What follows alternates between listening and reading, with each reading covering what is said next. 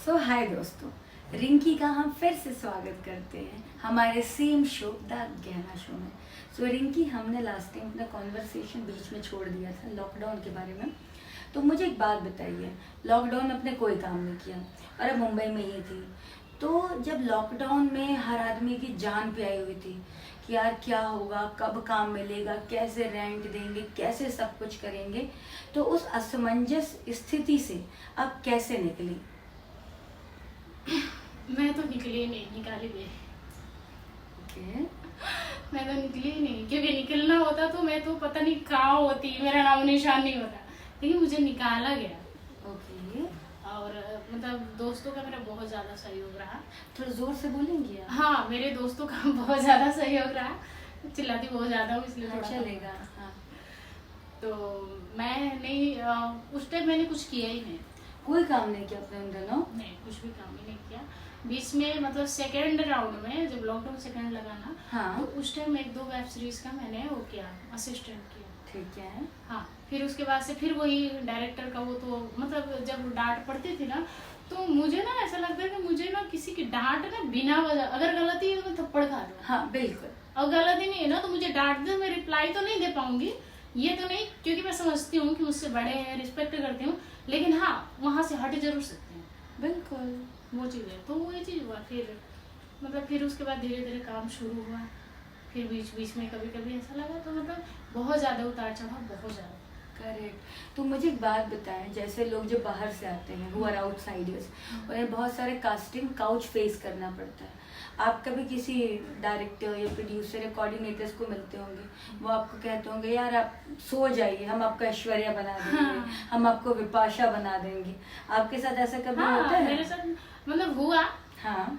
बहुत लोग ट्राई किए, बोलते हैं, बट मैं बोलती थी कि बात बताओ, क्योंकि उनको मैंने कभी शॉप नहीं किया ना कि मतलब मैं असिस्टेंट वगैरह या फिर चीजों को जानती हूँ। अभी हाँ। इतना तो मुझे समझ में आता है कि नहीं कौन हीरोइन मटेरियल है, कौन कैरेक्टर है और किसके नाम पे क्या, मतलब इतना तो समझ में आता ही है। बिल्कुल। अब वो यूँ होता था कि मुझे बोलते थे मैडम आप अपने आप को ना मुझे पूरी तरीके से शॉप दीजिए। ओह। मैं बोलती क्यों?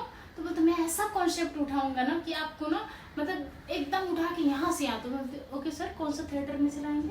हाँ, क्योंकि मैं ना बड़ी आड़ी टेढ़ी जवाब देती हूँ, मतलब बड़े प्यार से बोलती हूँ ओके सर, मुस्कुरा मुस्कुरा के बात करती है, तो उनको लगता है कि मुस्कुरा मुस्कुरा के बात कर रही है ना, तो हो सकता है कि लाइन पे आ जाए। हाँ, बट ना उम्मीद दिख जाती है। हाँ, तो बट मुझे तो उनको ये नहीं पता होता है, मुझे पता सब कुछ है। ये मुस्कुराहट जो है वो सिर्फ जानने की कोशिश कि आप किस हद तक जा रहे हैं। Correct correct. तो बहुत मुझे लोगों ने वो किया कि नहीं हाँ हम ऐसे वैसे। कुछ लोग तो ऐसे 2-2 बजे रात को फोन करके बोलते एक मीटिंग है इन्फिनिटी में। आऊंगे भाई 2 बजे रात को इन्फिनिटी में मीटिंग? सीरियसली? हाँ, बहुत बहुत ऐसे लोगों से मुलाकात हुई, बहुत ज्यादा। लेकिन उस टाइम थोड़ा सा ऐसा लगता था, फिर ऐसा लगा नहीं। क्या होता है ना कि जितनी बड़ी मंजिल होती है ना मैम, उतनी मेहनत करनी पड़ती है। और ये जो होते हैं ना, ये जो छोटे छोटे लोग होते हैं, ये बहुत ज्यादा जरूरी है। ये जीवन में खरपतवार हाँ। की तरह होते हैं, पैरासाइट्स होते हैं जो आपके अंदर का ब्लड तो सक कर लेंगे, but they won't help you out in anything. ये सिर्फ हार्मफुल होते हैं। तो मुझे एक बात बताएं, जैसे आप काफी टाइम से इंडस्ट्री में, आप इंडस्ट्री समझती भी हैं, तो आज जब आपने पहली बार कदम रखा था इंडस्ट्री में और आज अभी, आप अपनी जर्नी को कहाँ रेट करती हैं और आपको इस शहर ने क्या क्या सिखाया? मुझे तो आज मैं जो कुछ हूँ वो सब कुछ इस शहर की और इंडस्ट्री के ही देन है। क्योंकि मैं कुछ थी नहीं, शुरुआती में तो रोने लगती थी या फिर लोगों के आड़े टेढ़े जवाब देती थी। शुरुआती में अगर मुझे कोई ऐसे बातें करता था हाँ। कि नहीं मतलब ये चीज़ है, ये फिल्म है, मैं बोलती अच्छा सर, तो बोलते हाँ। या तो मुझे ऐसा डायरेक्ट अगर बात घुमा फिरा के मैं तो चिढ़ जाती थी, तो गाली गलौज कर लेती थी। हाँ। और या तो आड़े टेढ़े जवाब देती थी। लेकिन मतलब धीरे धीरे उन चीजों को ना, तो अभी मुझसे कोई पहली बात तो मुझे वैसे कोई बात ही नहीं करता।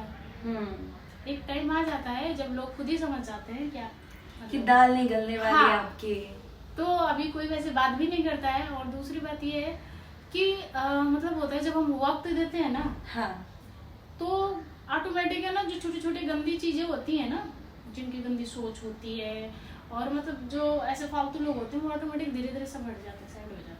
करेक्ट। तो और इतना मजबूत तो मुझे इंडस्ट्री ने और इस शहर ने ही बनाया। थी नहीं मैं इतनी मजबूत, मैं तो भाग रही थी। अरे मैं मेरी मम्मी से भागती थी। ये तुम्हारी लाइफ बड़ी टफ रही यार। हाँ। बचपन में माँ का प्यार नहीं मिला, बड़ी मुश्किल से you have grown up, then शादी टूट गई, एंड देन उसके बाद तुम यहाँ आई, उसके बाद यहाँ पे लोग ऐसे मिले। तो रिंकी एक बात बताओ, कभी कभी तो बहुत ज्यादा डिप्रेशन होता होगा यार। नहीं मतलब कभी लगा ही नहीं, क्योंकि दादी थी ना मेरे, तो दादी ने मतलब होता कैसा ना कि इस तरीके से मुझे परवरिश दी ना, हाँ। कि मुझे कभी लगा नहीं मुझे किसी के सहारे की जरूरत पड़े। किस्मत वाली थी तुम, अच्छी दादी और थी। दूसरी बात है ना कि मेरे पास लड़कियां आती हैं हाँ।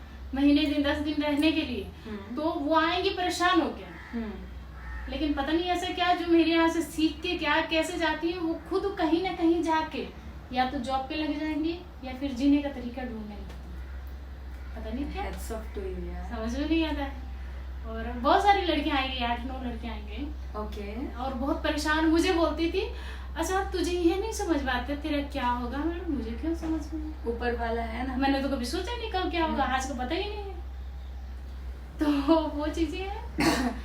तो अभी आप किसी रिलेशनशिप में हैं, आपका कोई बॉयफ्रेंड है? नहीं, अरे मुझे कौन, अरे प्लीज यार Rinki, don't talk like this यार।